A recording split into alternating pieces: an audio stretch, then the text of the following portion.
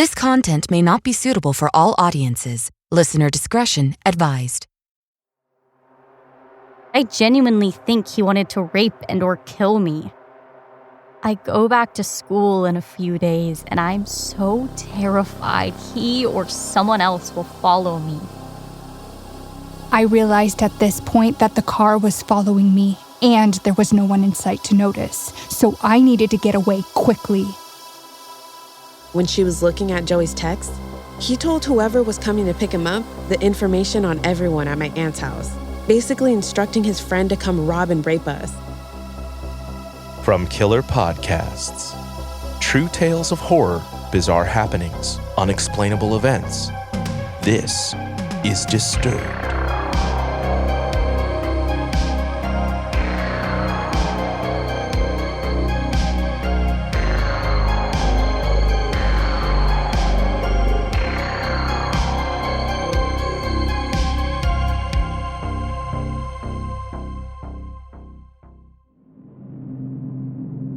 Hello and welcome back to the show. This Valentine's Day, Disturbed is reminding us that finding your soulmate isn't all puppy dogs and rainbows. It can be rough out there. How rough? These stories of evil exes and disaster first dates are just the tip of the iceberg when it comes to the horror of finding love.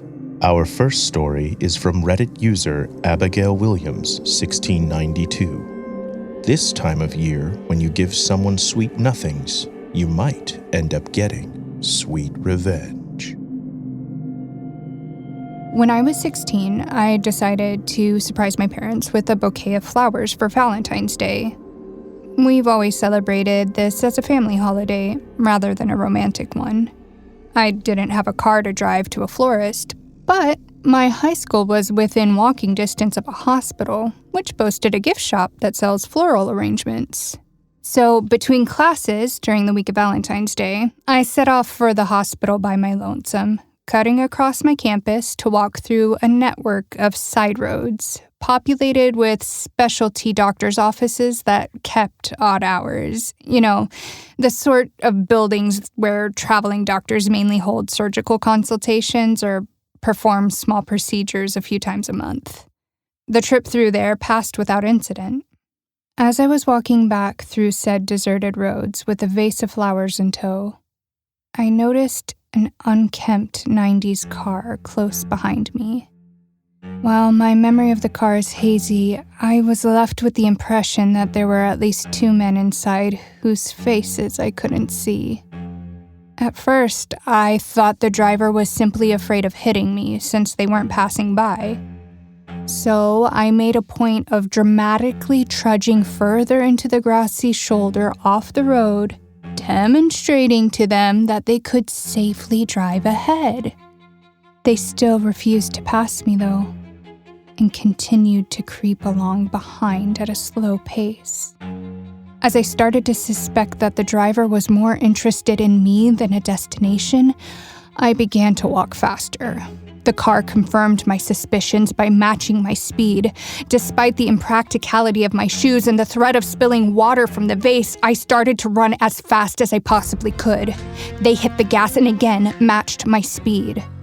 I realized at this point that the car was following me, and there was no one in sight to notice, so I needed to get away quickly.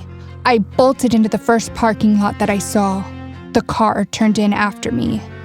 Despite there being only 2 or 3 cars in the spacious front parking lot, there was no other signs of activity at the office, and the car didn't stop to park. Instead, the driver pursued me into the under-construction backlot behind the office. It passed every available parking spot to corner me against a pile of debris and rubble from the construction, coming to a diagonal stop less than 3 feet away from me. Before anyone could emerge from the vehicle, I somehow managed to scale the small hill of rubble. I jumped, vase in hand, from its peak to land painfully on the other side. Fortunately for me, I landed in a plot of undeveloped land within sight of my high school campus. I took a quick peek over my shoulder to see if they were still in pursuit. The car had sped off after I reached the top of the rubble pile and was now nowhere in sight. They hadn't parked in the lot at all. They had no business there. There was no denying that the driver was following me. I sprinted at top speed and didn't stop until I was soaked with sweat in the dead of winter, panting as I walked into the student lounge. My classmates didn't seem to give a damn when I told them what had happened. Maybe because our hometown is supposedly a human trafficking capital and the crime rate is outrageous. In retrospect, I should have told an adult, alerted campus security, and called the police. But I was young and insecure. I was afraid of getting in trouble for leaving campus when I didn't have a signed permission form.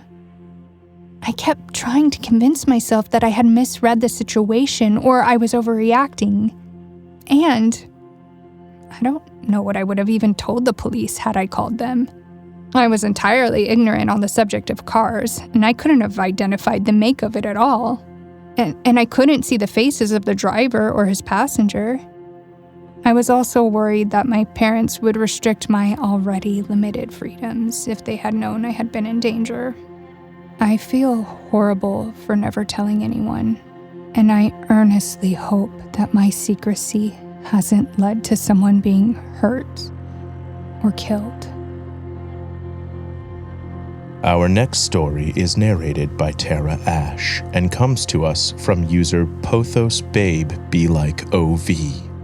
Sometimes people look for love in all the wrong places, like the aftermath of a car accident. One night, as I was leaving my friend's house, I accidentally backed into a brick mailbox across the street. My bike rack hit the mailbox, so my car was okay, but it completely demolished the mailbox. No big deal. That's why we have insurance, right? I went to the neighbor to tell them what happened and gave them my insurance, phone number, and name. All I got was his first name, Robert. From the get-go, this dude was creepy. He kept hitting on me, kept trying to date me, specifically trying to feed me. I left my friend's house and drove back to my mom's. I attend an out-of-state college and live with my dad out there. Robert began to text and call me. He was insistent that it was better for both of us to just pay out of pocket for the mailbox, sending me links to companies that could fix it up for $500, etc. He demanded I go on a date with him so I could give him the cash for the repair and he could feed me. I don't know what his deal with food was. I declined everything, but started to get annoyed by his constant texts and calls. Finally, after 2 days of it, with my only response being, "Please contact my insurance," I sent him a text saying that he was harassing me. I blocked him, but he made a new number and threatened to report it as a hit and run to the police. Look, I'm in law school. This wasn't a hit and run. I blocked the second number. Then, using a third number, he texted me to ask if I wanted him to send a screenshot or video of the accident to his insurance company. I admit this third infraction made me angry. I called this number and he threatened to report the accident as a hit and run. He asked me on another date and tried to entice me to just pay cash. I was digging my nails so hard into my thigh, I drew blood, and I finally screamed, "Don't contact me again, you fucking inbred piece of shit!" My dad overheard me and was upset that I said that to someone I was in an accident with. He said that this guy thought I was cute and just wanted a date. I blocked the third number. The next day, he reaches out again to tell me that I gave him the wrong policy number. After I told him that I didn't, he said it'd be easier to pay cash, that I was the problem, etc. I guessed that he was talking to his insurance, but he tried to validate my info. He had my mom's name, address, and phone number. After I verified it, I told him not to contact me again and blocked this new number. Next morning, super early, I get a text basically saying he finished the claim and that I was awful for making it harder than it needed to be by going through insurance and for not going on a date with him. He included, "You're so beautiful and ugly at the same time. Don't take risks. Stay on the good path. Goodbye." At this point, I got scared. 5th number blocked.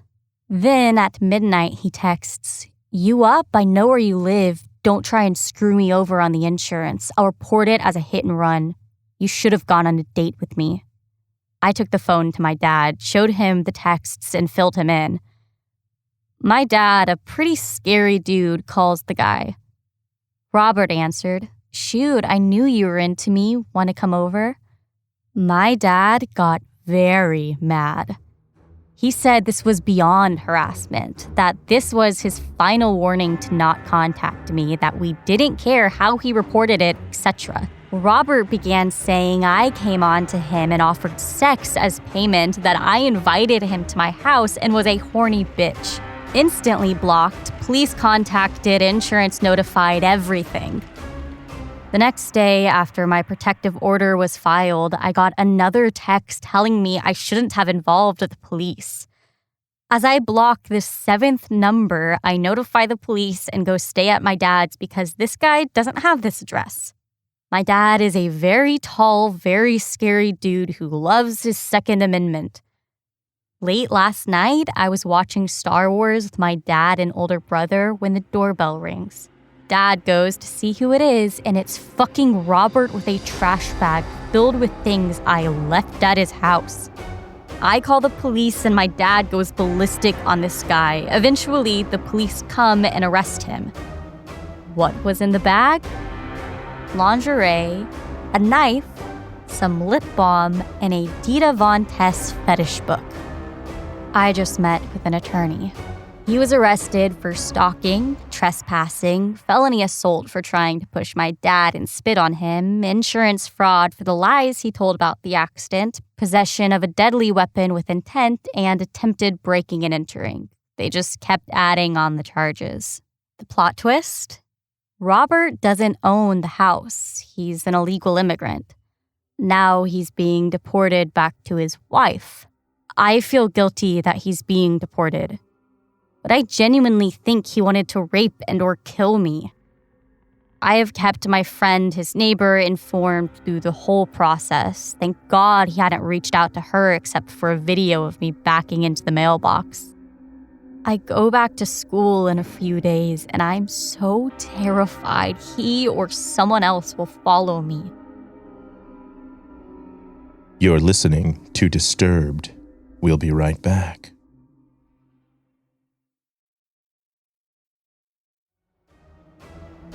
Welcome back to the podcast.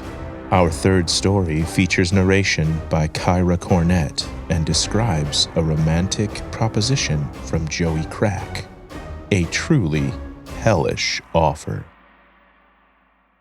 This happened when I was in my early 20s. My best friend was always getting into risky shit. Let's refer to her as KK. She was always getting into harder drugs, while I was more of a pothead. When they say weed was a gateway drug, I didn't believe them. But it worked like that for my friends with addictive personalities. KK definitely developed an addiction issue later on from her pot smoking. KK was always trying to meet people. She used to friend random people on Facebook or Instagram, and she would ask me to come along whenever they would meet up, just so I could be the buffer in case they didn't like each other. One day, she came over to my house unannounced and was like, "Hey, let's go to my uncle's house. My aunt was there and she has some goods." Her aunt happened to be down the road from me, and her aunt and uncle were known as the dealers in the area. So we went. When we got there, she was like, "Hey, I met this guy online. He goes by Joey Crack." Then she shows her aunt his pictures of this wide-set man with a red goofy face, cornrows, a couple face tattoos, and a gold grill. I laughed and said, "Wow, KK, you really know how to pick 'em." She had already invited him over, though. When he arrived, he showed up out of nowhere and just walked right up and gave KK a hug, and then everyone else there a kiss on the cheek. In this part of town, there was nothing around, just houses, a school, and miles of woods. Even the closest store was about 20 minutes away, so it struck me as odd that he walked there. It was me, KK, her aunt, and her aunt's friend. We all sit down on the front porch and get 3 joints in rotation. And at this time, both aunts are already high as a kite on coke. They take a few puffs and then go inside the house, leaving me, KK, and Joey Crack outside.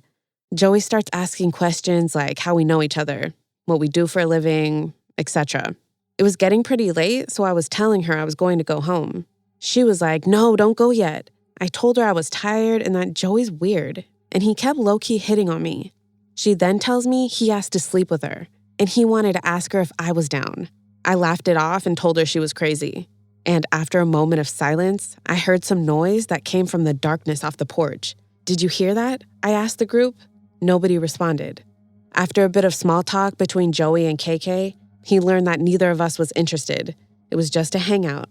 You could feel the mood swing, and it was suddenly eerily quiet. He started acting more reserved, shifting his eyes between KK and I. I sat down after a while to make KK more comfortable.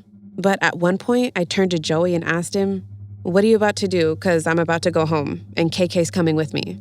He responded, "I just texted my boy. He's going to come get me." While he was texting, KK was right behind him watching him as he texted. Her eyes grew wide and locked with mine, a silent code for what the fuck. KK broke the silence, saying, "Hey, come help me get this thing from inside to bring out," to me.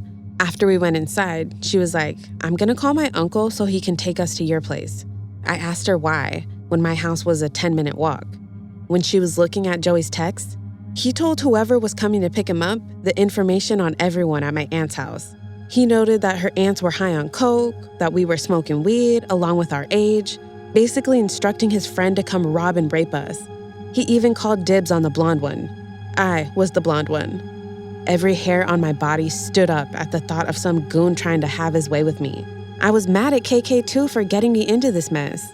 We came back out and continued our conversation with Joey so he wouldn't get suspicious of us, and she mentioned out loud that her uncle was on the way home. As he pulls in, a sigh of relief came over me. They speak briefly, and then Joey walks off into the darkness before his ride even shows up. KK and I got a ride from her uncle to my house, and on the ride, we noted how weird Joey was. Later that night when I was going to bed, I checked my Facebook. It's a friend request from Joey and a message. "You're so pretty. I'd love some alone time with you without your friend." The message ended with his number. I never blocked someone so fast.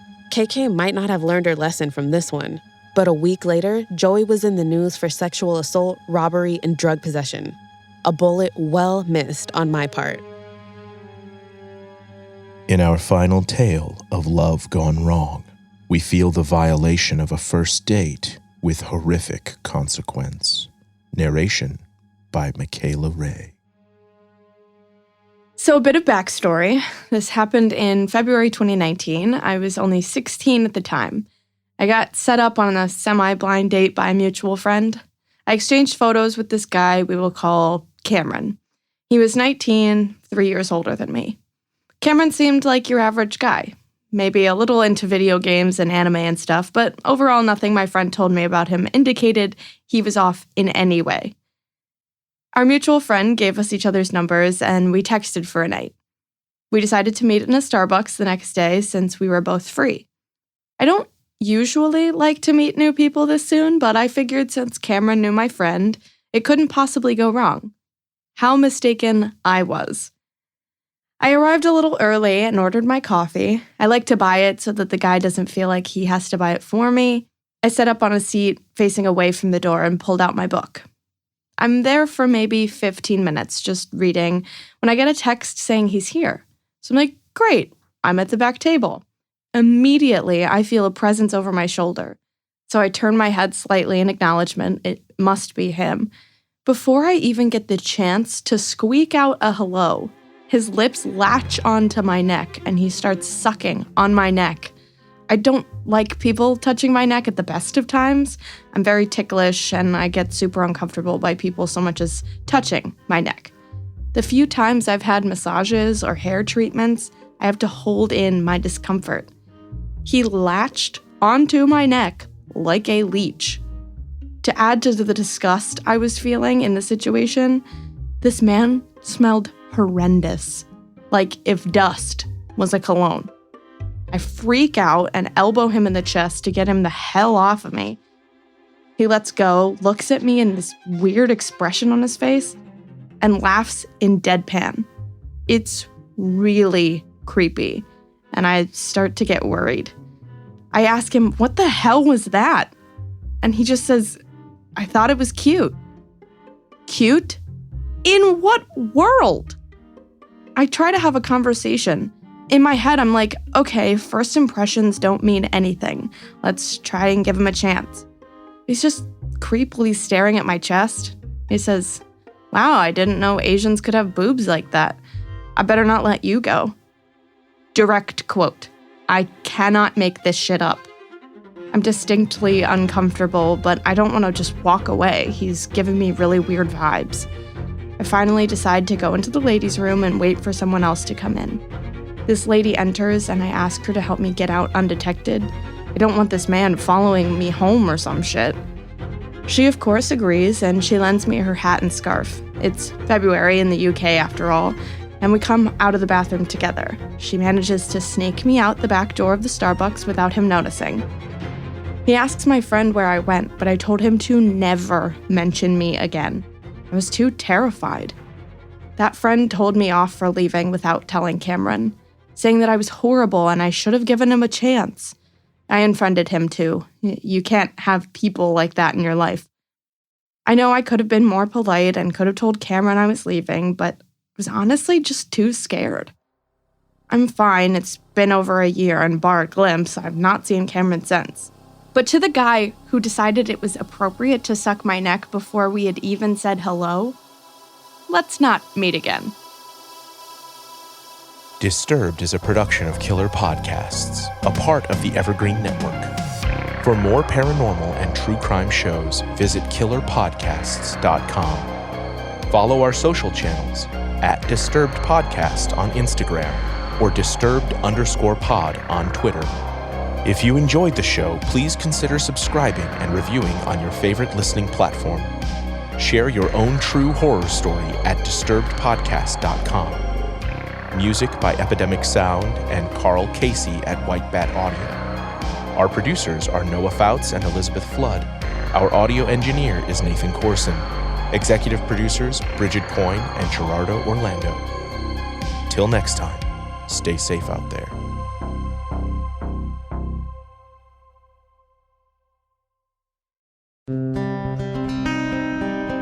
A detective came and knocked on the door, and I said, "Is it Renee?" And he just gave me that solemn look.